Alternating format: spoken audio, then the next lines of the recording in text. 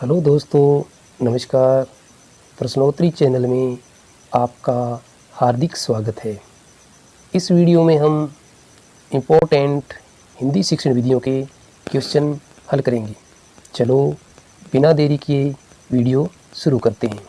पहला क्वेश्चन इस प्रकार है, भाषा के मुख्य कौशल हैं ए लिखना सुनना, ब पढ़ना, से बोलना, दे उपयुक्त सभी।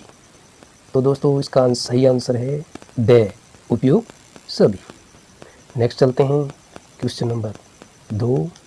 शिक्षा के उद्देश्यों का वर्गीकरण किया है A Robert Mager, Robert Miller, B S. Bloom, B O. Smith. तो दोस्तों इसका सही आंसर होगा से बी.एस. ब्लूम। क्वेश्चन नंबर 3 पे चलते हैं। सूक्ष्म से स्थूल की ओर शिक्षण सूत्र की पालना किस विधि में स्पष्ट दिखाई देती है ए आगमन विधि, ब निगमन विधि, से पर्यवेक्षण विधि, द व्याख्या विधि। तो इसका सही आंसर है बी निगमन विधि। क्वेश्चन नंबर 4 पे चलते हैं। गद्य शिक्षण की मुख्य विधि है ए उद्बोधन विधि, ब प्रवचन विधि, से स्पष्टीकरण विधि, द उपयुक्त सभी। तो दोस्तों इसका सही आंसर है द उपयुक्त सभी। चलो 5वां क्वेश्चन की ओर चलते हैं। कविता शिक्षण की मुख्य विधि है ए व्याख्या विधि, ब प्रश्नोत्तर विधि, से गीत व अभिनव विधि, ते उपयुक्त सभी। तो इसका सही आंसर है दोस्तों उपयुक्त सभी। चलो छठे क्वेश्चन की ओर चलते हैं। देखो और लिखो शिक्षण विधि प्रयुक्त करते हैं ए मौखिक रचना में, ब निबंध रचना में, से शुद्ध अभिव्यक्ति में, द उपयुक्त सभी में। तो सही आंसर है दोस्तों ब निबंध रचना में। चलो नेक्स्ट क्वेश्चन की ओर चलते हैं। द्वितीय भाषा शिक्षण का विषय है ए अभ्यास करना, ब ध्वनियों का बोध, से शुद्ध उच्चारण, द उपयुक्त सभी। तो इसका सही आंसर है दोस्तों द उपयुक्त सभी। नेक्स्ट क्वेश्चन की ओर बढ़ते हैं। द्वितीय भाषा की व्याकरण का मातृभाषा में शब्द अनुवाद किस विधि में किया जाता है ए द्विभाषी विधि, ब प्रत्यक्ष विधि, से व्याकरण अनुवाद विधि, द इनमें से कोई नहीं। तो सही आंसर है दोस्तों से व्याकरण अनुवाद विधि। क्वेश्चन नंबर 9 में चलते हैं। शिक्षक के निर्देशन में मंत्रणा के द्वारा छात्र स्वतंत्र होकर स्वाध्याय के द्वारा इस विधि में रचना को पूर्ण करते हैं ए डाल्टन विधि, ब समवाय विधि, से प्रदर्शन विधि, द व्याख्या विधि। तो सही आंसर है इसका दोस्तों डाल्टन विधि। 10वें क्वेश्चन की ओर बढ़ते हैं। आगमन विधि निम्न में से किस शिक्षण सूत्र पर आधारित है ए उदाहरण से नियम की ओर, ब अज्ञात से ज्ञात की ओर, से नियम से उदाहरण की ओर, द सूक्ष्म से स्थूल की ओर। तो सही आंसर है दोस्तों उदाहरण से नियम की ओर ए क्वेश्चन आंसर है उसका। क्वेश्चन नंबर 11 की ओर बढ़ते हैं। निम्न में से खेल विधि नहीं है किंडरगार्टन विधि, डाल्टन विधि, मॉन्टेसरी विधि, व्याख्यान विधि। तो सही आंसर है इसका दोस्तों व्याख्यान विधि, ये खेल विधि नहीं है। क्वेश्चन नंबर 12 की ओर बढ़ते हैं। लेखन शिक्षण की मुख्य विधि नहीं है ए पेस्टालॉजी विधि, मॉन्टेसरी विधि, टोल्टन विधि, द व्याख्या विधि। तो इसका सही आंसर जो है वो है द। क्वेश्चन नंबर 13 की ओर चलते हैं। भाषा शिक्षण में शुद्ध उच्चारण के लिए किसका प्रयोग किया जाता है? पहला श्यामपट्ट, ब लिंग्वाफोन, से ग्रामोफोन, ते एपिस्कोप। तो इसका सही आंसर है दोस्तों ब Linguaphone. Question number 14 number question है, इकाई पाठ योजना के प्रवर्तक हैं? ए किलपैट्रिक, ब मॉरिसन, से ब्लूम, दे डेविस। इसका सही आंसर है दोस्तों ब मॉरिसन। क्वेश्चन नंबर 15 की ओर बढ़ते हैं।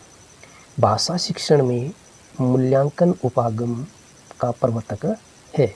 ए मॉरिसन, ब किलपैट्रिक, से बी.एस. ब्लूम, दे किलपैट्रिक।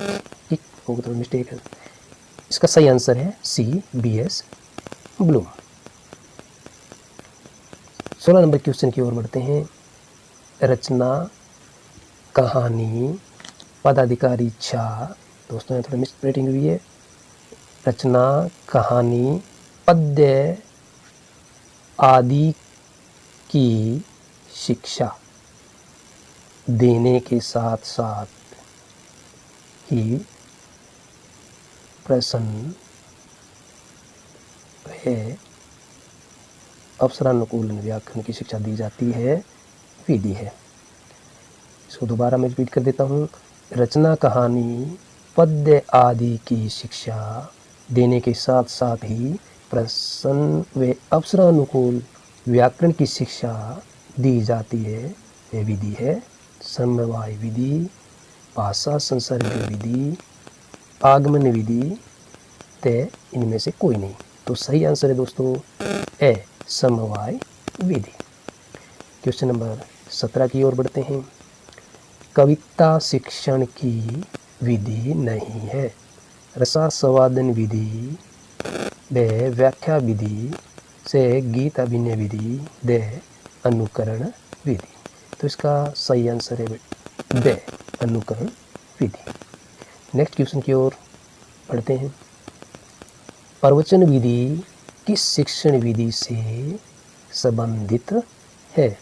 ए पद्य शिक्षण विधि, ब गद्य शिक्षण विधि, से रचना शिक्षण विधि, द कविता शिक्षण विधि। तो इसका सही आंसर है दोस्तों ब गद्य शिक्षण विधि। नेक्स्ट क्वेश्चन की ओर बढ़ते हैं। क्वेश्चन नंबर 19, इकाई योजना आधारित नहीं होती है? ए प्रस्तावना, ब उद्देश्य कथन, से प्रस्तुतिकरण, द मूल्यांकन। तो इसका सही आंसर है दोस्तों ए प्रस्तावना। नेक्स्ट क्वेश्चन की ओर चलते हैं। खेलों द्वारा प्रमुख रूप से भाषा के जिस पक्ष का शिक्षण किया जा सकता है वह है? ए व्याकरण शिक्षण, ब रचना शिक्षण, से लिखित भाषा, द मौखिक भाषा। इसका सही आंसर है दोस्तों द मौखिक भाषा। क्वेश्चन नंबर नेक्स्ट 21, वर्णनात्मक कविता शिक्षण की सही विधि है? ए प्रश्नोत्तर प्रणाली, तुलना प्रणाली, से शब्दार्थ प्रणाली, द व्याख्यान प्रणाली। इसका सही आंसर है से शब्दार्थ प्रणाली। नेक्स्ट क्वेश्चन की ओर चलते हैं। उच्च प्राथमिक स्तर पर कविता शिक्षण की उपयुक्त विधि है? प्रश्नोत्तर प्रणाली, व्याख्या प्रणाली, से गीत प्रणाली, द शब्दार्थ प्रणाली। इसका सही आंसर है दोस्तों व्याख्या प्रणाली। क्वेश्चन नंबर 23 की ओर बढ़ते हैं। आदर्श विधि है? ए अनुकरण विधि का परिष्कृत रूप, ब प्रश्नोत्तर विधि का परिष्कृत रूप, से निर्देश विधि का परिष्कृत रूप, द उपयुक्त सभी। तो इसका सही आंसर है दोस्तों ए अनुकरण विधि का परिष्कृत रूप। नेक्स्ट क्वेश्चन की ओर बढ़ते हैं। 24 नंबर क्वेश्चन, डाल्टन योजना शिक्षण पद्धति किस स्तर के बालकों के लिए सर्वाधिक उपयुक्त है? ए पूर्व प्राथमिक स्तर, ब प्राथमिक स्तर, से उच्च प्राथमिक स्तर, द माध्यमिक स्तर। तो सही आंसर है दोस्तों द माध्यमिक स्तर। क्वेश्चन नंबर 25, माध्यमिक कक्षा में व्याकरण का कौन सा रूप सिखाया जाए। यहाँ थोड़ी सी मिस्प्रिंट हुई है, दोबारा रिपीट करता हूँ। माध्यमिक कक्षा में व्याकरण का कौन सा रूप सिखाया जाए। ए व्याकरण के सूत्र, ब नियमित ज्ञान, से शुद्ध व्याकरण, ते व्याकरण व्यवहारिक ज्ञान। तो इसका सही आंसर है गाइस द व्याकरण व्यवहारिक ज्ञान।